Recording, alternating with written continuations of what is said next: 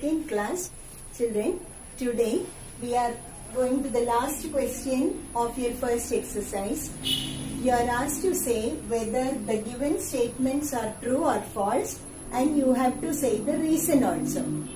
First question, every natural number is a whole number. Is it true? Yes, of course. Every natural number is a whole number. Why do we say so? Because whole numbers are 0, 1, 2, 3, etc. So the whole numbers contains all natural numbers. Okay, come to the next question. Every integer is a whole number. What do you mean by integer? When we say integers, we include 0, 1, 2, 3, etc. Similarly, -1, -2, etc. So we cannot say every integer is a whole number. For example, -2 is not a whole number. Clear? Come to the last one. Every rational number is a whole number. Can you say a rational number to be a whole number? In some cases, it is yes. But every rational number is not a whole number. Take for example 1/4, which is a rational number, but it is not a whole number. Come to the next idea, irrational numbers. We know there are infinite rational numbers between any two numbers.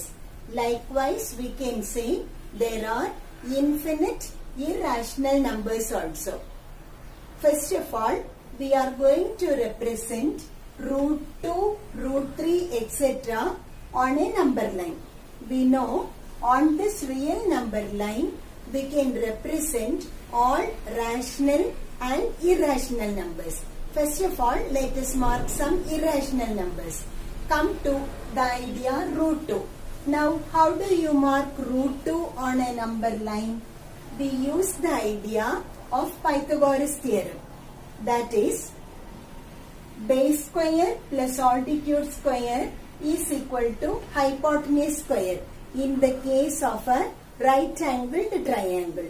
So we are going to take the base of the right triangle as 1 unit and altitude also to be equal to 1 unit, so that you get hypotenuse is equal to root of base square plus altitude square, that is equal to 1 plus 1, which is equal to √2. See how I am going to represent √2 on the number line.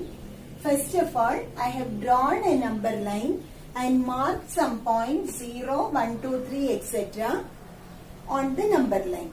Now we have to take the distance between 0 and 1. We know from 0 to 1, it is 1 unit. Draw a perpendicular at 1. Keep your protractor at 1. So here you can mark 90 degree. I have used a protractor and marked 90 degree. Now let me join it. So I have drawn a perpendicular over here. This angle is 90 degree.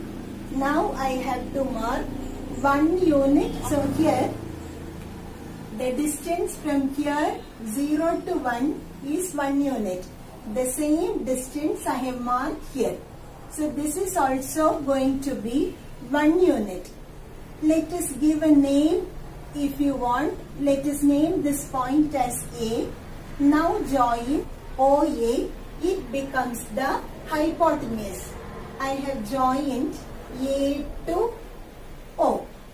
Now can you say the measure of OA? OA will be equal to √2. Okay. Now how do you represent it on the number line? Use your compass. Take this distance OA in your compass. This distance you know. Now this distance is √2. Keep your compass at O. With this OA as radius, you can draw a arc. You can see it cuts the number line in between 1 and 2. Is it clear? Now let us mark root 3 on the number line. For marking root 3, take OA as the base, because OA's measure is equal to root 2. Then what you have to do? Draw a perpendicular at A of 1 unit. So at A, I am going to mark 90 degree. At A, so I have kept the protractor at the point A so as to mark 90 degree. Join it. So this is the perpendicular. Let me mark 90 degree over here. Now use the same measure. I have taken 1 unit in my compass. With A as center, cut an arc. So with A as center, I have cut an arc for 1 unit. This is 1 unit. Now join. Let us name this point as B and let us join OB. So here I am joining O to B. So this is OA is root 2, AB is equal to 1, and so OB will be equal to root 3. I will show you how I got root 3. Look at the board. Hypotenuse is equal to root of base square plus altitude square. So I have to write root 2 square plus 1 square. That is equal to, under the root 2 the whole square is 2. 2 plus 1 is equal to root 3. From this, what did you understand? OB's length is root 3. Let me join OB. Using your scale, you have to join O to B. Now we know OB's measure is root 3. So keep your compass at O. Take this measure in your compass, because we know OB's distance is equal to root 3. Now to represent root 3 on this number line, I have kept the compass at O, and from B you can draw dotted lines.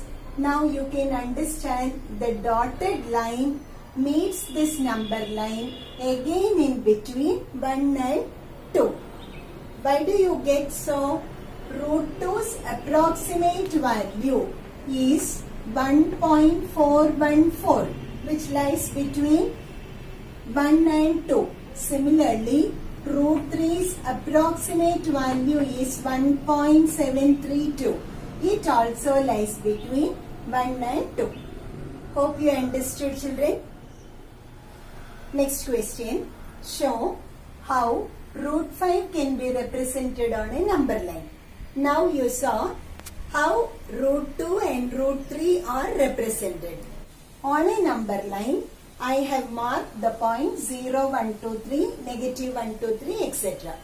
Now I am going to take the base as 2 unit and height as 1 unit, so that our hypotenuse would be equal to root of 2 square plus 1 square, which is equal to root 5.